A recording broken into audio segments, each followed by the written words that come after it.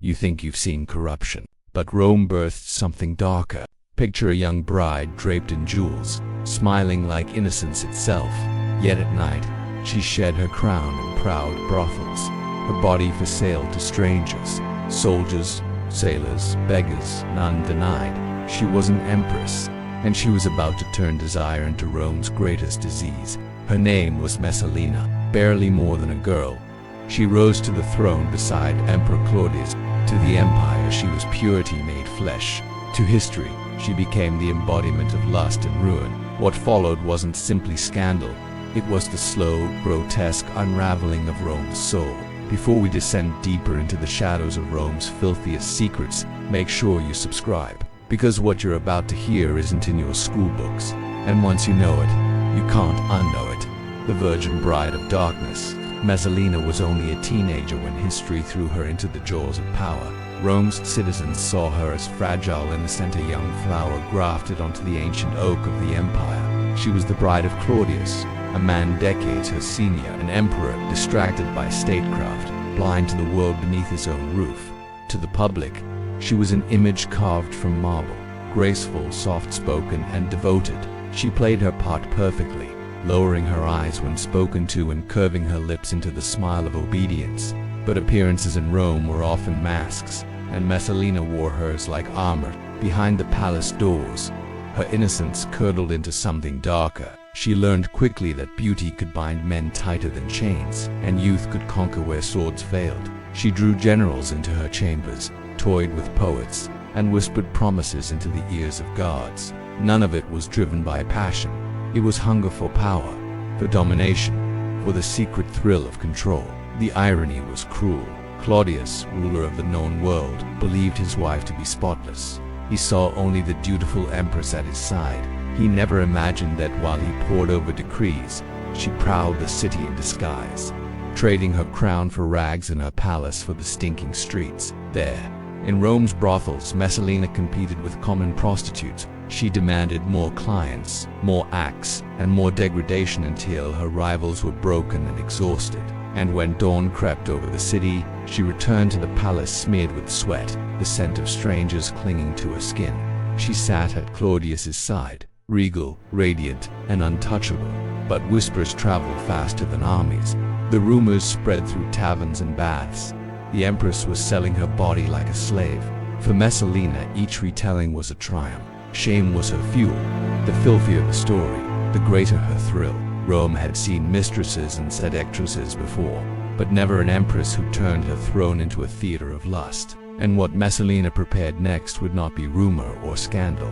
It would be a systematic empire of debauchery, strong enough to corrode Rome from its very core. The brothel of an empress, Messalina's nights of prowling the city were only the beginning. What started as a secret indulgence twisted into something grander, darker, and far more dangerous. The young empress was not satisfied with whispers. She wanted Rome itself to kneel before her hunger. So she built her kingdom of flesh. In the shadowed halls of her palace, she created a brothel, not a hidden corner, not a discreet gathering, but an institution of depravity where she reigned as both madam and spectacle. The greatest irony of all, men paid coins not for some nameless harlot but for the body of Rome's empress herself. Imagine the scene. Senators' sons trembling as they stripped in candlelight. Gladiators were called to the bed of a woman who wielded more power than any emperor's general. Slaves, freedmen, sailors, none were beyond her reach. Messalina welcomed them all, her appetite unquenchable, her demands relentless. She did not hide in shame. She wept, draped in silks, reeking of wine and sweat. She competed with her own prostitutes. How many men could she take before exhaustion crushed her rivals?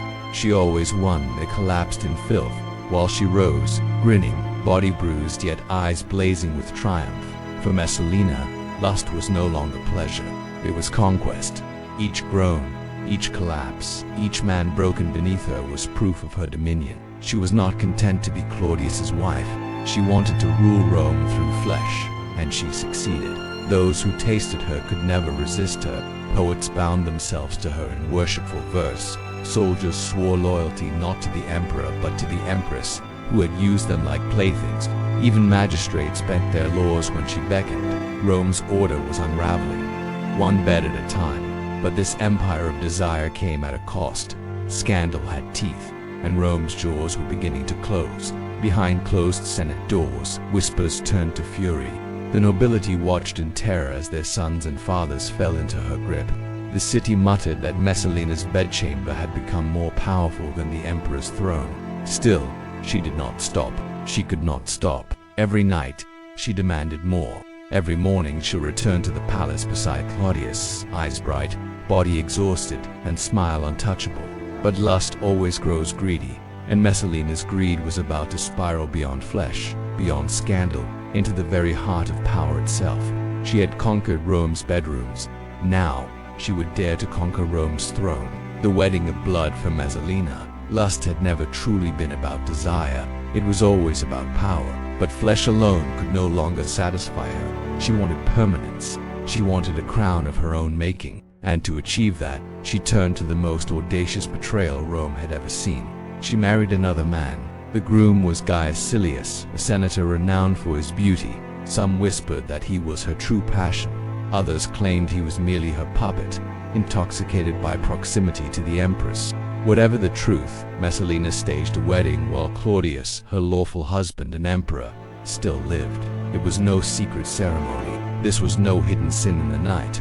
It was public, grand, and shameless. Rome's elite attended, their silence proof of either devotion or fear. They knew the meaning. Messalina was declaring Claudius irrelevant. She was forging a dynasty in her own image. The wedding feast blurred the line between ritual and grotesque. Tables groaned with meat and wine. Guests indulged until their stomachs turned. And then came the deeper indulgences, orgies spilling from the banquet halls. Couples entwined in the streets, and Messalina at the center, triumphant in her defiance. But excess always leaves a trail, and this trail led straight back to the emperor.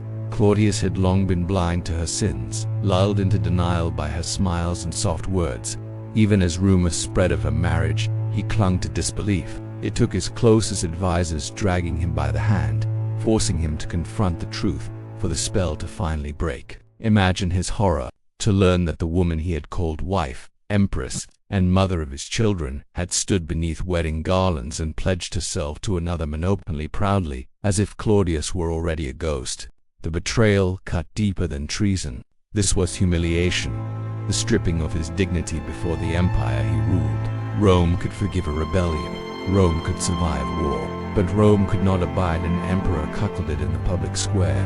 And so, the blood price began. Messalina had always treated flesh as her empire, but now her empire was crumbling beneath her feet. Silas would pay first. Then, the woman who had dared to make Rome her brothel would face the reckoning of a humiliated world. The stage was set, and Messalina, who once commanded armies of lovers, was about to be dragged into her final performance. The fall of the Flesh Queen, the day of reckoning, came swiftly.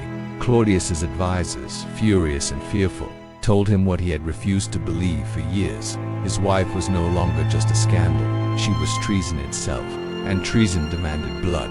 Soldiers stormed her villa, blades flashing in the torchlight. They did not find an empress draped in dignity. They found a woman sprawled in gardens, drenched with wine, tangled in lovers, her silks torn, her body sticky with sweat. The mistress of Rome's flesh was reduced to a drunken spectacle. Her guests scattered like frightened animals. Noblemen leapt over hedges. Gladiators fled into the night, and poets hid their faces in shame. Only Messalina remained, cornered, stripped of her illusions. For the first time, the predator looked like prey, dragged through her own gardens. She clawed at the earth, pleading, promising, weeping. She sent messengers racing to Claudius, swearing loyalty and begging forgiveness. She even thrust her children forward as shields, hoping their small hands could soften a father's heart. But Claudius, though slow to anger, had been pierced by something deeper than rage, humiliation. And humiliation hardens into a cruelty colder than steel. Her new husband, Gaius Silius, was executed first. His handsome body, once adorned in marriage robes, was shredded by the executioner's sword. Messalina heard of his death before her own sentence was carried out, and whatever flame of triumph she once carried flickered into terror. Imprisoned, she awaited the inevitable. When the guards came, she was given a chance to end her life with dignity. A dagger was placed in her trembling hands. Romans expected fallen nobles to die by their own blade, to spill their blood in one final act of control. But the Empress, who had ruled men through lust, could not rule her own fear. Her hands shook violently, the blade clattered against the floor, and her breath came in frantic sobs. She begged for more time, for another chance, for life itself. In the end, she could not kill herself. And so the soldier did it for her, a swift thrust, cold steel entering flesh. And Messalina, the Empress who once turned Rome into her brothel, collapsed lifeless onto the earth. Her blood soaked into the gardens where she had once played her games of conquest. Her empire of flesh had ended not in triumph, but in silence, cut short by the very power she thought she controlled. Yet Rome would not bury her with peace. Her death was only the beginning of something far crueler, the slow strangulation of her name, her memory, and her legacy. Eternal infamy. Messalina's body died in the gardens, but her shadow lived on. Rome had no intention of letting her slip quietly into the dust. To the empire, she became more useful dead than alive. Her memory was twisted into a weapon, her name turned into poison. Chroniclers recorded her as the embodiment of everything vile, lust unchained, greed without limit, shameless hunger for power. They wrote not of her youth, her fragility, or her humanity, but of her filth. Every act, every whispered rumor, every grotesque tale was inked into eternity. She became less a woman and more a myth, the Empress who devoured Rome, and that myth spread like wildfire for noble daughters. She was the cautionary tale told by mothers what happens when a woman dares to wield her body like a sword. For senators, she was a punchline, her name spat between goblets of wine, a reminder that power could be corrupted not by armies but by bedsheets. But beneath the laughter and disgust lingered a deeper truth, one Rome feared to admit. Messalina had shown them that sex was not weakness, it was dominance. She had made generals kneel without drawing a blade. She had bent the Senate to her whims without lifting a spear. She had nearly toppled an emperor armed with nothing but her own body. And that was the true terror of Messalina. Historians still argue, was she truly as grotesque as the records claim? Or was she the victim of Rome's cruelty toward women who stepped beyond obedience? Did she build a brothel in her palace? Or was that a story sharpened by vengeful men? Did she prowl the streets in rags? Or was that Rome's way of ensuring her memory reeked of filth forever? The line between truth and vengeance is blurred, but perhaps it doesn't matter, because history is not always about what happened. It's about what people choose to remember, and Rome chose to remember Messalina as its dirtiest secret.